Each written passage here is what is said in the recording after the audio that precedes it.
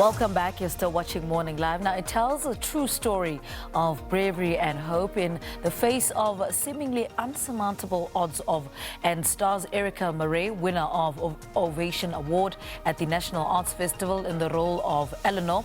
That's writer, actor and director Paul du Toit's latest production titled, it is rather based on Ronny Castro's Paton's award-winning book, The Unlikely Secret Agent. Well, the cast includes du Toit as Ronnie himself, Ntlanhla, Kutu and Sanda, Shandu. Now, to tell us more, we're joined on Zoom by actor and director of The Unlikely Secret Agent, Paul du Toit. Paul, a very good morning to you. Warm welcome to Morning Live. I mean, for someone who may not know, give us a brief synopsis of what The Unlikely Secret Agent is about and what the inspiration is behind this award-winning book. Good morning, Level, and good morning to your viewers. The inspiration came from Ronny Castro's book by the same title. It's about his late wife, Eleanor Kasril's. It's what happened to her when she was about 23. These are the early 60s in South Africa. It was the height of apartheid. It was the time when the ANC had just decided to stop the armed struggle. They saw that as the only way that they could affect change. And Eleanor was a white, middle-class woman who lived a very comfortable life, but through Ronnie saw what was going on in the country and started to get involved in the underground activities, specifically the bombing campaign of infrastructure, pylons, the offices of security police, post office, and the police, the security police, who had been given all sorts of unfair rights and practices to use by PJ Forster, who was Minister of Justice at the time, arrested her. But they didn't know that she was involved, actually. They were looking for Ronnie. But they went to work torturing her to try and get information out of her. She feigned a mental breakdown and got transferred to a mental hospital in Pietermaritzburg for observation. And from there, she knew she only had about 5 days to plan her escape before the security police were coming back for her, to ultimately get hold of her. And I don't want to give away too much of the plot, but ultimately we know that she did escape. Yeah. And it's just an incredible story of this unsung heroine and her bravery in the face of practically insurmountable odds. Because these security police, they were nasty pieces of work. They really went to work on her. Speak to us about your relationship with Ronny Castro, or the conversations that you had, you know, in the lead up to this play, you know, and adapting it into a play production. Well, Ronnie's been wonderful. We contacted him about turning the book into a play, and he was very specific with what he would allow and what were deal breakers for him. Ronny Castro is not someone you can mess around.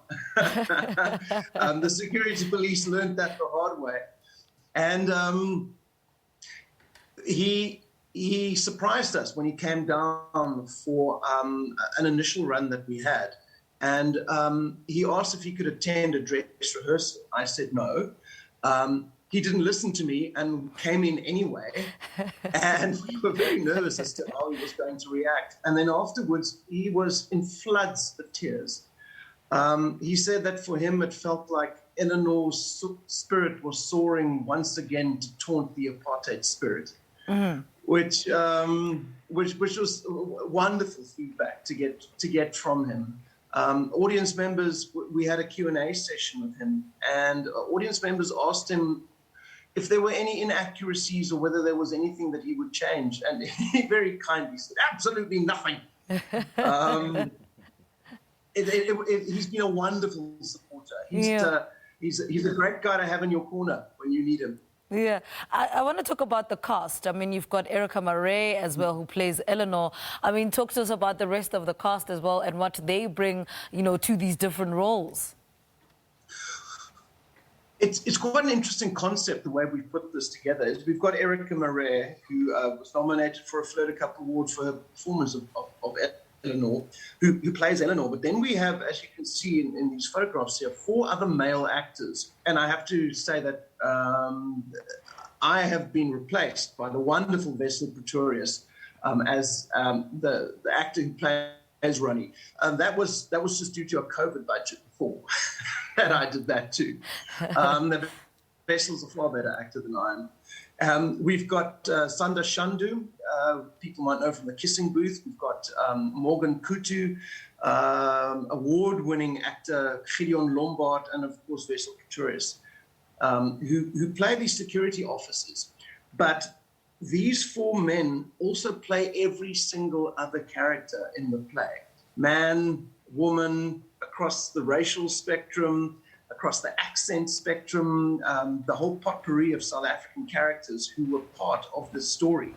And it's been wonderful how they've relished this actor's challenge of transforming themselves from, say, a black male actor to play a white middle-aged Scottish mother, which has wonderful comedic elements to it as well. And it also really engages the imagination of the audience to bring their experience to the theatrical performance, which I think really adds to the takeaway that audiences get from this. Mm-hmm.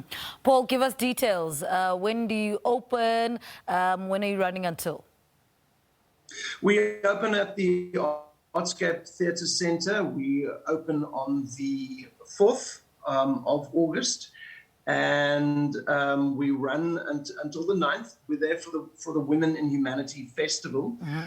Shows are at 6:30, and then we also have matinees on the 6th, 7th, and the 9th, as well as full performances at 8:30. We also have performances at 2:30.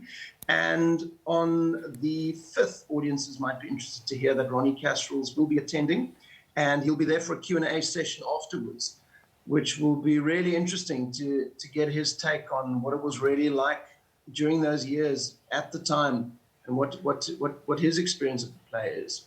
All right. Paul, thank you so much for talking to us. Good luck with the run at the Artscape. Actor, director of The Unlikely Secret Agent, speaking to us about the play that is based on Ronny Castro's award-winning book, The Unlikely Secret Agent.